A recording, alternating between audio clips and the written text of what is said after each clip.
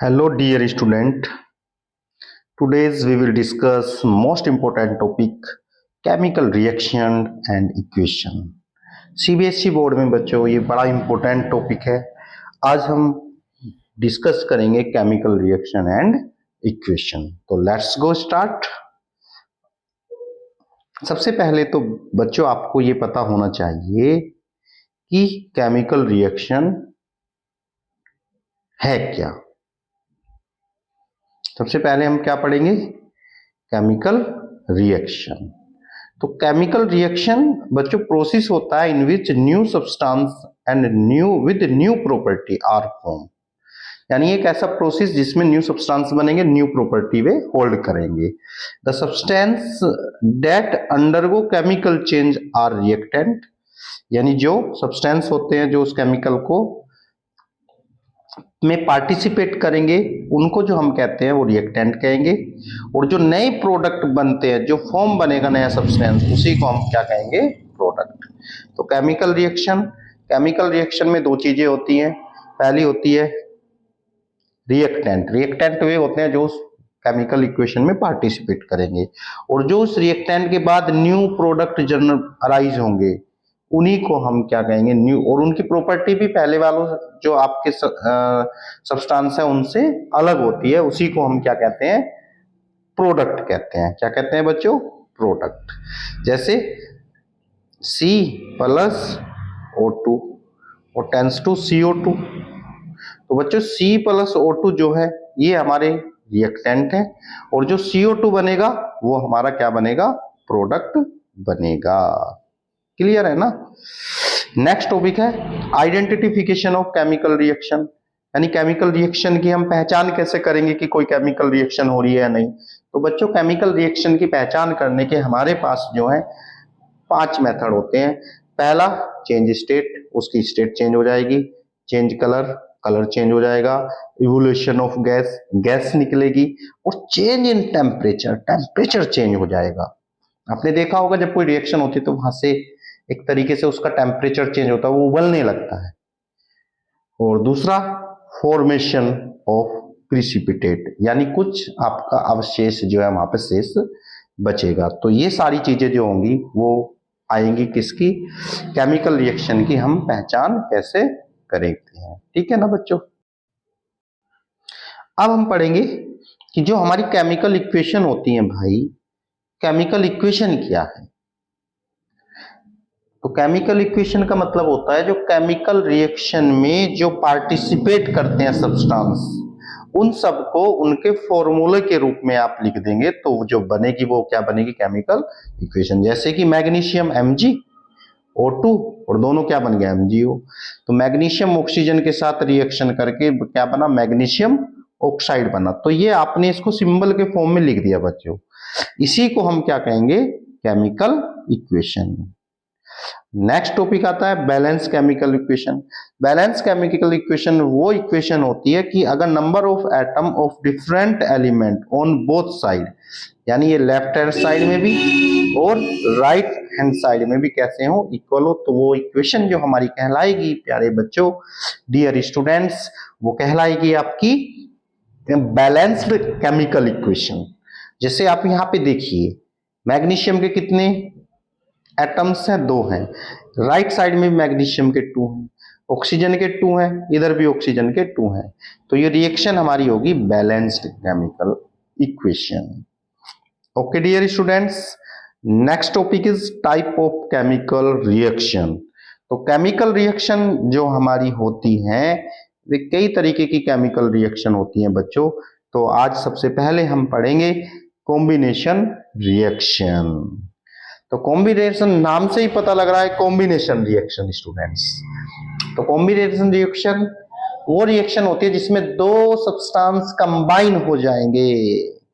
अगर 2 सब्सटेंस, 2 और more substance combine हो जाएंगे बच्चों और एक सिंगल प्रोडक्ट को जनरेट करेंगे, तो इस रिएक्शन का नाम जो होगा वो होगा कॉम्बिनेशन रिएक्शन। कौन सी रिएक्शन? कॉम्बिनेशन। यानी C प्लस O2, दो आपके क्या है? रिएक्टेंट हैं, और दोनों मिलकर एक प्रोडक्ट CO2 बना रहे हैं, तो ये रिएक्शन हमारी कहलाएगी कॉम्बिनेशन रिएक्शन। कॉम्बिनेशन रिएक्शन का मतलब two or more reactant combine to each other make a single product is known as combination reaction. Okay dear student, तो नेक्स्ट जो रिएक्शन हमारी है स्टूडेंट्स वो है डीकम्पोजिशन रिएक्शंस। नाम से ही पता लग रहा है डीकम्पोज हो जाना, स्प्लिट हो जाना। जब आपका एक reactant to or more product में स्प्लिट हो जाता है तो उसी को हम क्या कहते हैं, डीकम्पोजिशन रिएक्शन। यानी it is defined as the reaction in which a single compound split into two or more simpler substance is known as decomposition reaction. There are following type of decomposition reaction.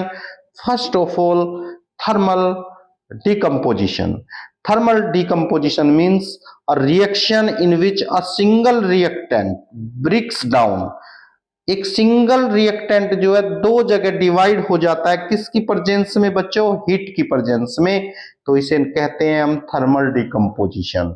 जैसे calcium carbonate को जब heat में गर्म करेंगे तो calcium oxide और carbon die oxide बनता है। यानी जब हीट के रेस्पेक्ट में कोई सब्सटेंस जो है to or more simpler product में चेंज हो जाता है तो उसी का नाम होता है थर्मल डिकम्पोजिशन। नेक्स्ट टॉपिक है electrolysis, the decomposition of substance by passing electric current. यानी जब हम किसी सब्सटेंस में करंट फ्लो करते हैं वो टू और मोर सब्सटेंस में टूट जाता है तो उसी को कहते हैं इलेक्ट्रोलिसिस, इलेक्ट्रोलाइसिस। जैसे H2O है और हमने इसे करंट फ्लो करेंगे तो हाइड्रोजन गैस और कार्बन डाइऑक्साइड गैस यहां से निकल। Okay dear students, next topic है photolysis.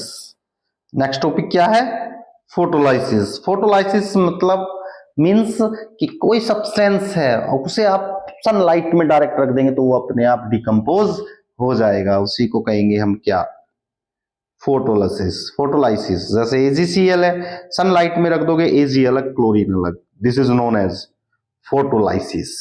What is photolysis. Next equation जो हमारी आती है वो डिस्प्लेसमेंट रिएक्शन। डिस्प्लेसमेंट रिएक्शन बच्चों वो रिएक्शन होती है, it is defined as chemical reaction in which one element takes position और प्लेस टू अनदर एलिमेंट्स। अगर कोई एक एलिमेंट है वो दूसरे एलिमेंट का पोजीशन होल्ड करता है तो उस स्थिति में, उस कंडीशन में जो हमारी रिएक्शन बनती है बच्चों डिस्प्लेसमेंट रिएक्शन है।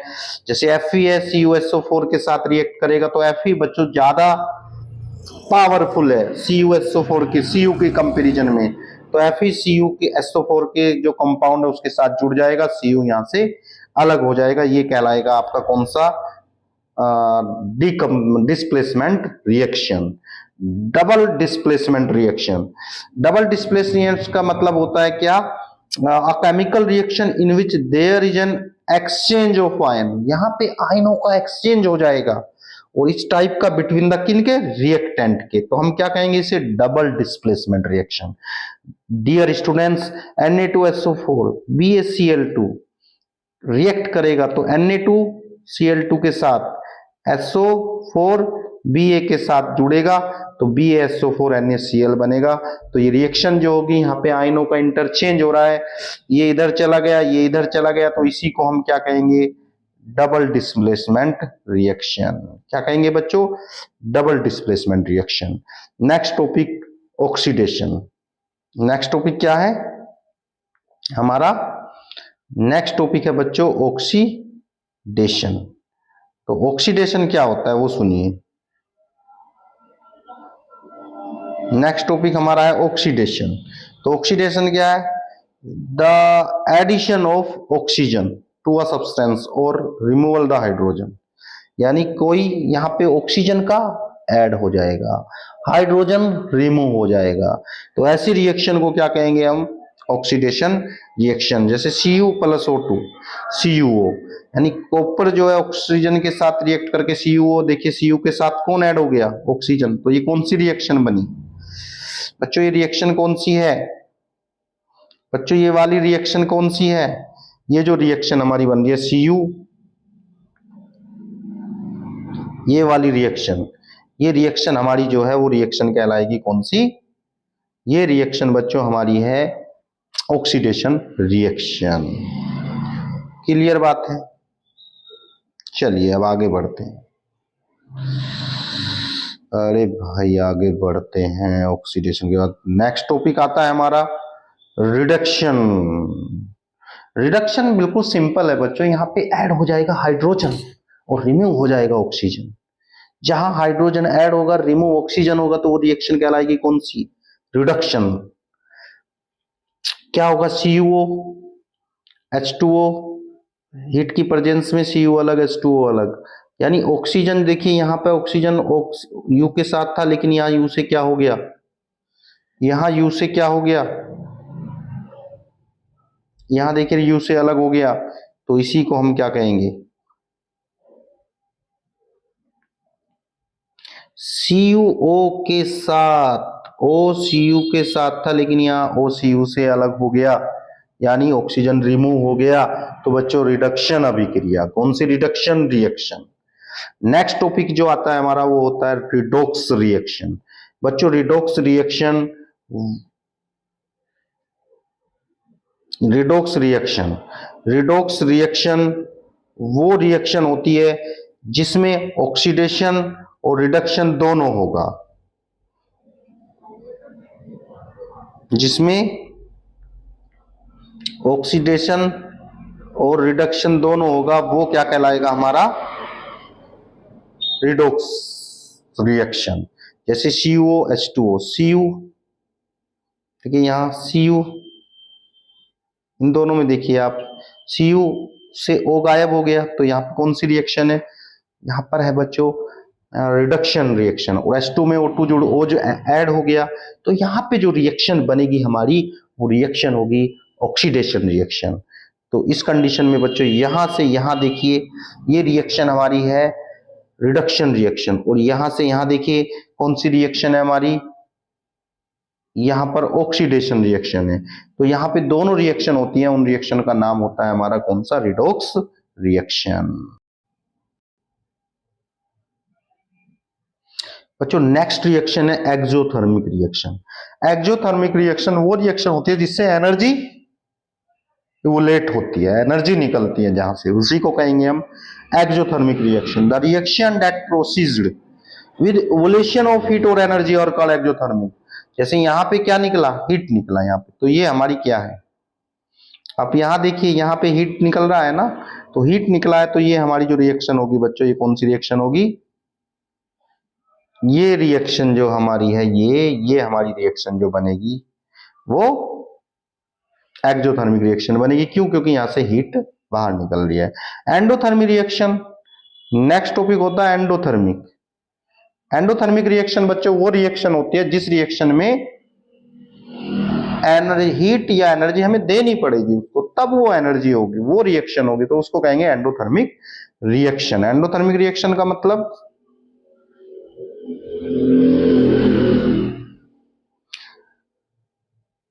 The reaction which involve absorption of heat, या एब्जॉर्ब करेगा एनर्जी या हीट को, तो उसी को कहेंगे हम एंडोथर्मिक रिएक्शन। जैसे 2HGO हीट के साथ जुड़ेगा तो फिर हमारा क्या बनेगा? यहां देखिए इस रिएक्शन के अंदर HGO में हीट देना पड़ा, हमें क्या देना पड़ा बच्चों? हीट देना पड़ा, तब ये रिएक्शन हुई, तो इस रिएक्शन का नाम होगा एंडोथर्मिक रिएक्शन। क्लियर बात है? तो नेक्स्ट टॉपिक हमारा है बच्चों corrosion. Corrosion is a process slow and gradual conversion of metal into in component attack of air and moisture present in atmosphere। यानी एटमोस्फेयर के साथ कोई मेटल रिएक्ट करके उसके ऊपर एक क्या, एक प्रोसेस, एक परत उसके ऊपर, एक कोटिंग उसके ऊपर हो जाएगी, उसी कोटिंग का नाम जो होगा कोरोजन होगा। जैसे आपने देखा होगा आयरन के ऊपर बच्चों, आयरन के ऊपर कैसी रेडिश ब्राउन, और सिल्वर के ऊपर आपने देखा होगा जो ग्रीन लेयर है वो आ जाती है, तो वो क्या कहलाता है? वो ही हमारा क्या है? कोरोजन है। वो क्या है हमारा? और नेक्स्ट टॉपिक हमारा लास्ट है रेंसिडिटी। रेंसिडिटी होती है बच्चों जब कोई सडन स्मेल, बैड स्मेल आपको आने लगती है, तो वही क्या हो जाता है? वहां पे ऑक्सीडेशन हो जाता है और वहां से वो स्मेल जो होता है उसका टेस्ट भी बदल जाता है किसी फूड का, तो वो हमारा जो कहलाता है वो रेंसिडिटी होती है। क्यों होती है, कैसे होती है, वो देखिए। The condition produced by aerial oxidation of fats and oil in food mark unpleasant smell. ये बहुत बुरी सी बदबू आएगी और टेस्ट भी बिल्कुल उसका क्या होगा, बिल्कुल खराब हो जाएगा। उसी को हम कहेंगे रेंसिडिटी। तो आपको ये वीडियो हमारी कैसी लगी, इसे लाइक कीजिए, शेयर कीजिए और इस चैनल को बच्चों सब्सक्राइब कीजिए, और जिससे कि हमें आपके सब्सक्राइब से, आपके लाइक से, आपके कमेंट से एक अच्छा मोटिवेशन मिले और आगे फिर हम अच्छी अच्छी वीडियो आपके लिए जाएं। ये जो आपका लेक्चर है, ये वीडियो आपके जो सीबीएसई बोर्ड, यूपी बोर्ड दोनों के लिए बड़ी इंपॉर्टेंट है। फिर मिलते हैं नेक्स्ट क्लास में, तब तक आप अपनी तैयारी अच्छे से कीजिए और मस्त रहिए, खुश रहिए, तैयारी अच्छे से करते रहिए।